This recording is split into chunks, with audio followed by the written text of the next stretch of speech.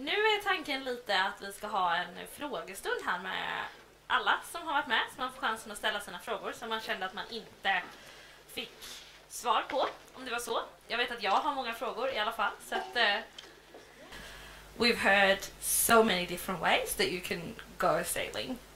What do you all think are like the common pieces of all of this? Like, what's the big part? Because we're all talking about sailing and like going on an adventure, and that adventure might look different, but it's still like a sailing adventure. What's the fascination about sailing? I guess that's my question. And you got the microphone, so you get to start. Okay, it's gonna sound cliche, but I think it's a little bit what Laura was saying. You know, you get a dream, you get an idea. Like I saw that boat Draken one fall, and I just, yeah, it's like a seed, and it starts growing, and at some point you know that you're gonna do that, and no one is gonna stand against you. You're gonna get that job, you're gonna get on that boat, and you're gonna sail across that Atlantic. Or it's like, at least that's for me. Like it starts very tiny, and then when the idea is there, there's nothing, yeah, nothing in the way really. That's my idea. I don't know. Yeah, I think that as well. It's the idea of, I mean, for me, it's the idea of doing all those different sailing trips is like almost as fun, like the time before, it's preparing and thinking about. Now I said, sounded like I was very like, oh, the week before we left, but it wasn't like that. But the time thinking about planning, dreaming is always a part of the journey as well. So I think the idea of going is Yeah, I would say that it's just you're left with all the elements by yourself. Even though me and Johannes, we are racing on courses and just outside the harbor or just by the coast, it's quite different, but it has some similarities because we're left with the same stuff on the boat almost, and we could do some other sports like cross-country skiing and whatever. It's almost the same physical capacity that's needed when you sail, but somehow we got stuck with sailing, and I think it's because you're left with so much more than just push yourself physically. You need to think about the wind, and you need to think about the waves, and you need to think about the weather, and you need to think about where you are, if there's anything that can change the situation. I think that's the thing. Okay, yeah, I got my answer to the question is I think it is the question in a way that the sailing is so different from you can do so much different things when you're sailing.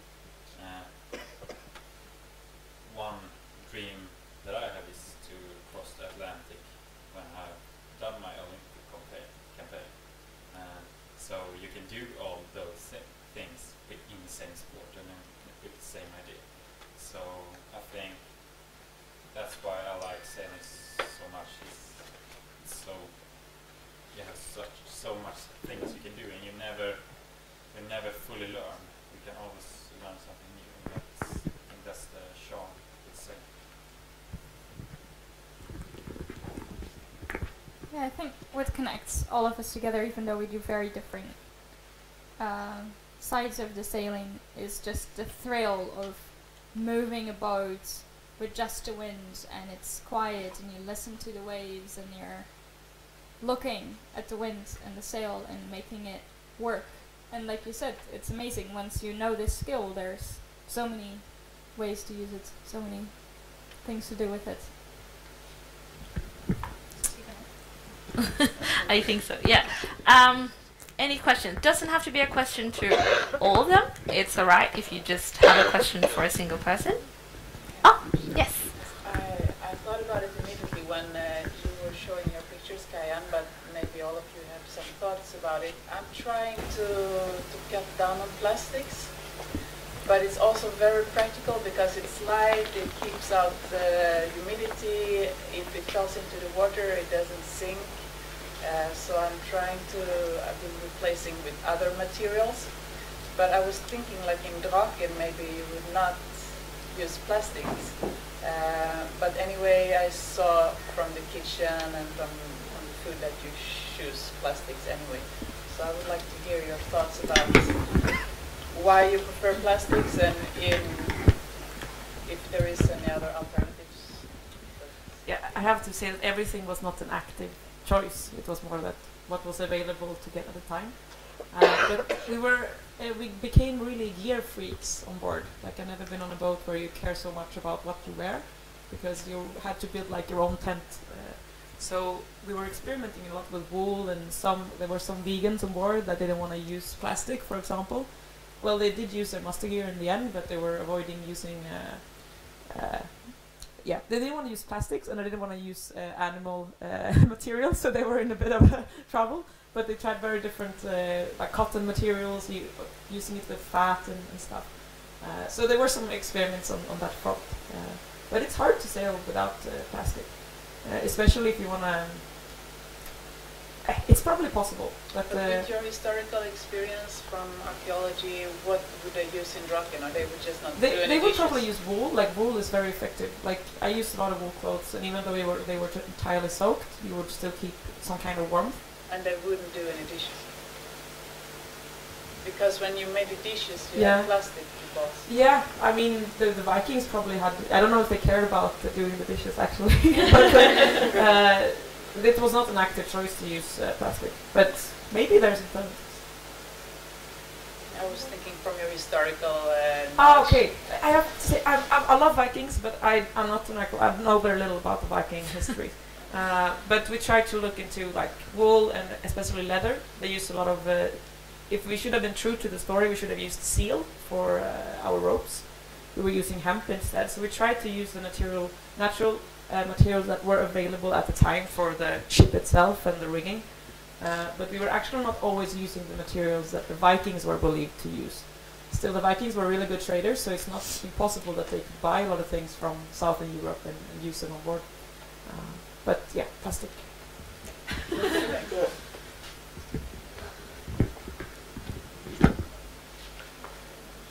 What kind of nautical equipment did you have on Draken? We had everything. We were certified by the Norwegian administration. And the radios that we couldn't carry on board, we had also on the follow ship. So we were able to communicate very well. And all navigational tools. The captain even had a sunstone, so he could find the sun the way the Vikings did. But we also used our radar. The radar was very crucial when navigating with the icebergs. So we cheated, yes. But we survived also. Actually, you can hold on to that for a second, because the next question is, so what happens now with Draken? Are you going to continue to sail on this ship, or what's the plan? We hope so. It's all a lot up to the Norwegian owner, but now she's in Mystic Seaport, north of New York. And probably we'll do one summer season there this summer, and maybe we'll go on sailing to Japan, or that's the rumor. Or she will probably sail back to Norway next in 2 years then from now. So I hope to keep on sailing with her. Yeah. First of all, I just want to thank all of you. You are like such a huge inspiration. Thank you. And then we had a question for Laura. We just wanted to ask, like, because you're a girl and you had to like a political question, you had to go against everyone and schooling and everything. Do you think that you met a lot of controversy just because you're a girl?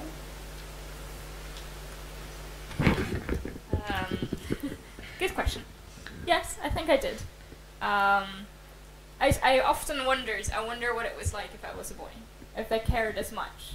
Because a lot of it was, well, you must be too weak, you can't do this. And just a lot of those things. And the sailing world is still, even though a lot more women are getting into it, it's originally dominated by men, so it's kind of sometimes hard to get into it and make your points as well. But yeah, I do think it did make a difference. I think it's getting less and less because really a lot of the sailors actually nowadays are women. It's really getting more half-half, but at the time I left, especially because I was young, I do think it made a difference. Then, how does it look for the rest of you? Like, you guys are in the racing world and you're in the cruising world on like big ships. How does it look? Like, is there an even, how do you say? Is it even between men and women, or are there more men? It starts to get almost 50-50. I think now it's 40-60%, I think. Yeah, the Olympic racing, the Olympic Committee, the International Olympic Committee, are putting up demands on the International Sailing Federation that they need to have 50-50 in the Olympic classes, and it needs to be equal amount of sailor, women and men. So more and more women are racing as well. So I think it's really good. It's not just men. So yeah, I think it's better.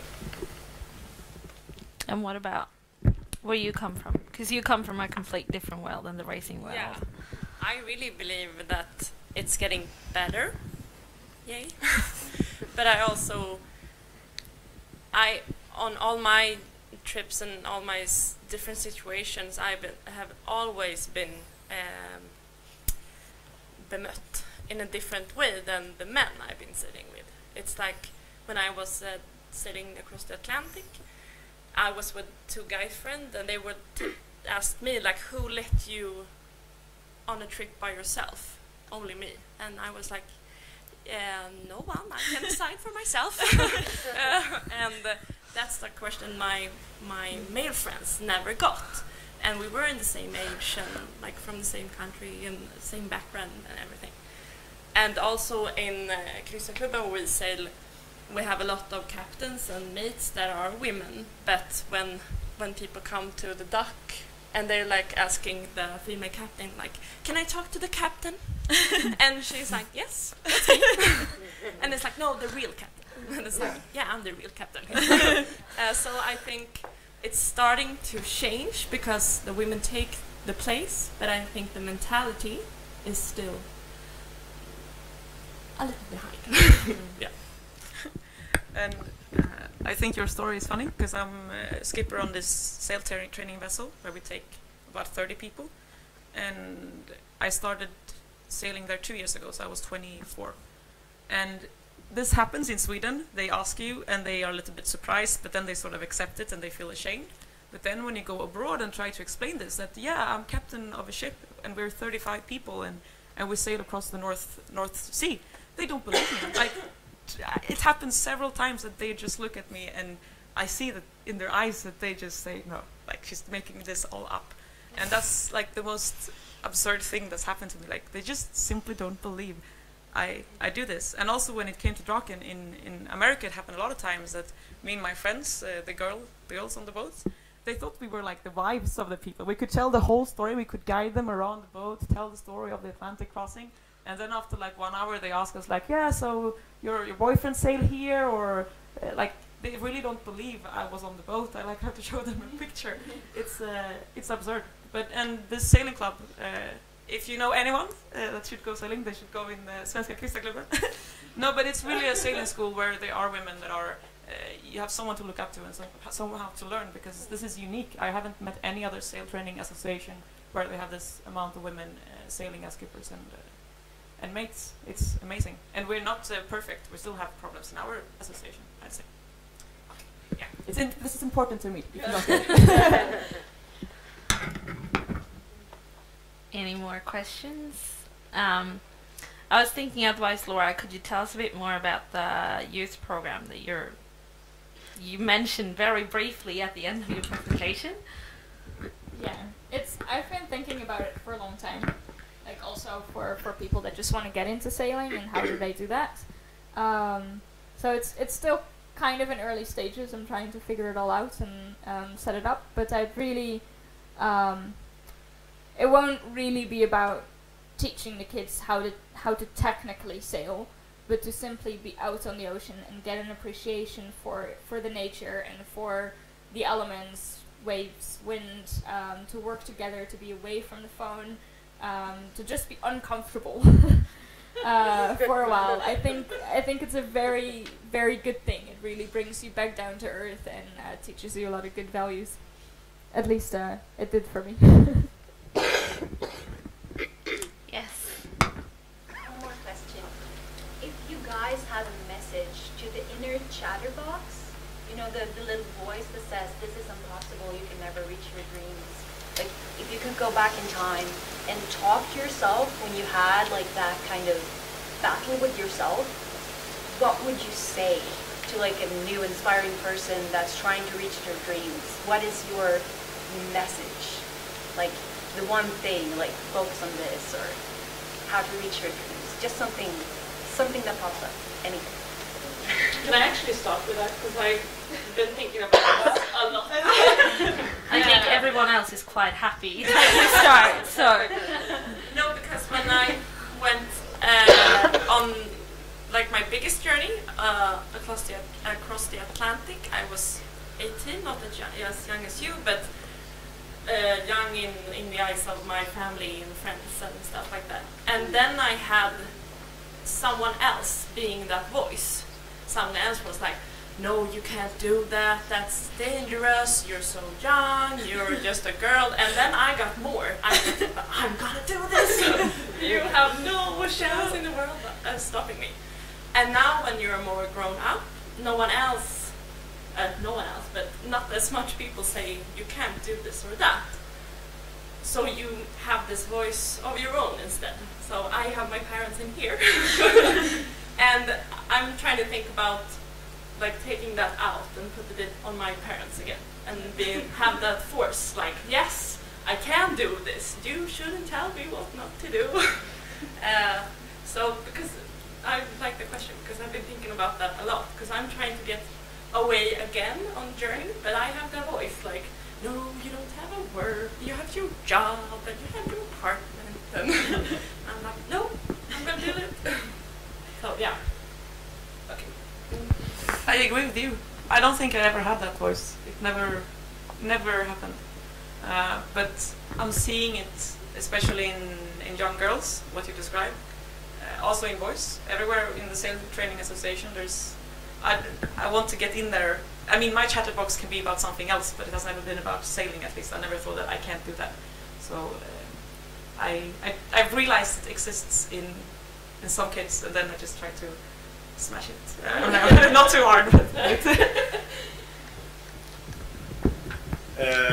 I would say when I started sailing, I was just like a little boy. I was 8, I think, and about that time I didn't really realize that I had that little voice in the back of my head, because I just did a lot of things. I just did what was on my mind, I could say, but maybe that was my voice, just to do different stuff, and that's when sailing just came so natural to me, because I just wanted to do it, and my voice has never like put me down or just to hold me back at some point, because my inner voice just reminds my rest of my body that, yeah, win an Olympic gold medal, that's kind of what I want. And if that voice someday changes, then my dream might change as well.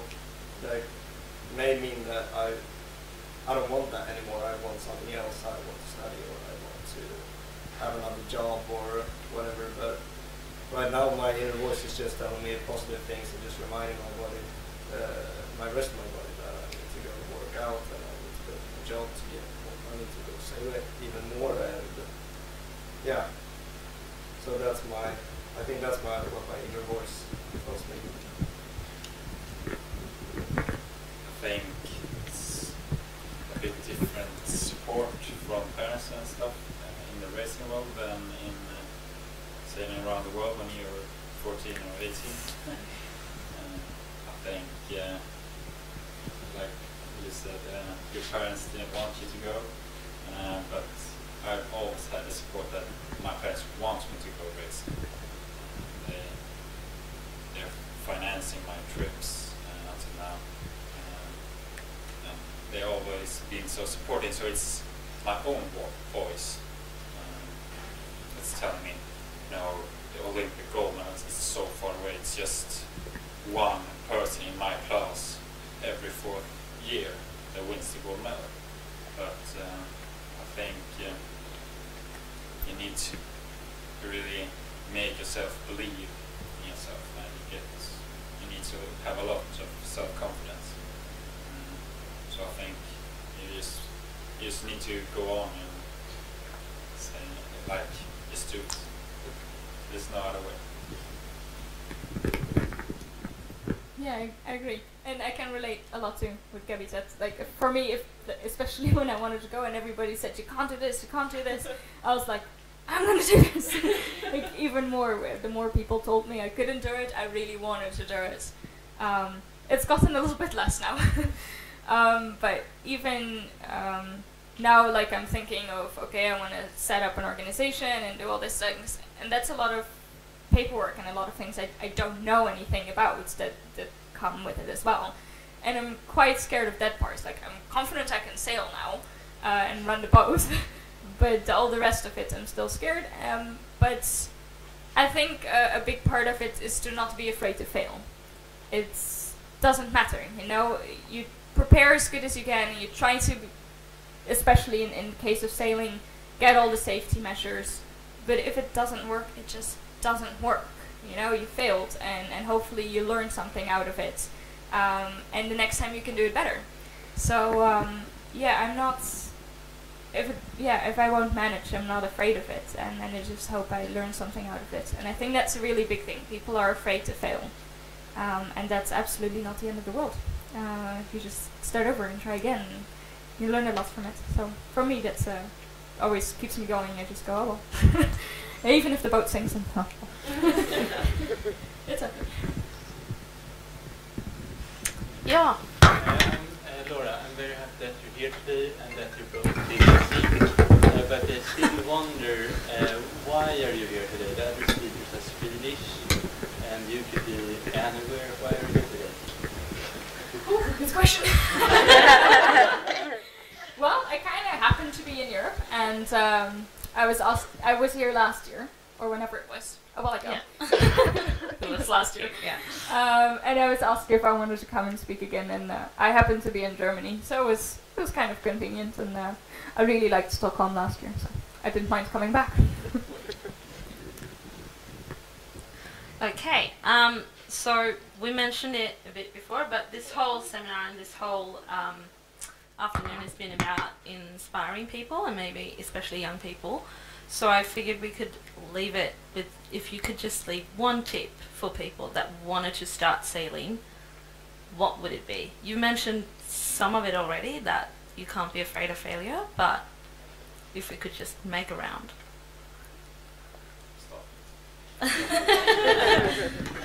Ja, jag tycker man ska I think you should send your kids to Svenska kryssarklubbens seglarskola. Or if you know someone, I think tall ship sailing is really good because it sort of can catch the thing that Loris talks about, that you go out and find an experience. It's not so focused on competition, it's focused on rather trying to cooperate. And at least that was very good for me. I was not a very cooperative person when I was young, but I became somehow. Yeah, it opens the doors to a lot of adventures. But there are other ways as well. Start sailing. Yeah, I think like not giving up. If you try, like I tried the Optimist and I was traumatized and I was like, I'm never gonna sail again. And then I found another type of boat that I loved, and now I've been sailing since then. So I think finding your way, it's like maybe it's the goal for Olympic medal, or maybe it's like cruising in Stockholm skärgård, or yeah, I mean every way is the right way. Like make it yours. It's not up to anyone else to decide how it should be. Yeah, I can definitely agree to that. But I think, as Laura said, you should not be afraid of failure, and you should just try to keep on going and find something that you can follow and that you can keep on doing as long as you want. And if you don't want to do that anymore, just change your path and do something else that you find more interesting. Yeah. I would say just go out sailing. I found my path in the racing Olympic classes. These girls found another path, so just go to a sailing academy or sailing school and try it out and try different things. Sailing is such a diverse sport, so you can always find something that suits you. So just go out there and try it. Yeah, all really good points. What am I going to say now? Yeah, I agree. There's a lot of diversity in sailing. That's a really good thing. To get anywhere, I think focus is always important. And for me, I've always had something I really wanted to do. And if I want something, then I can really focus on it. But I find a lot of my friends, they don't really know what to do. And so it's kind of hard to tell them, well, just focus on your goal if they don't know what is the goal. Yeah, first you have to find what you like. And like you said, going out on a ship and actually trying, you might find that you don't really like being on a tall ship, but you, at least if you don't know what you like, or how do you say, if you know what you don't like, then you're already a step closer to knowing what you do like. So that's a good thing. And yeah, just don't be afraid. Don't be afraid to go out and try a lot of different things. Thank you. Any last question before we round up? Okay, well, thank you so much for coming, and thank you so much for coming.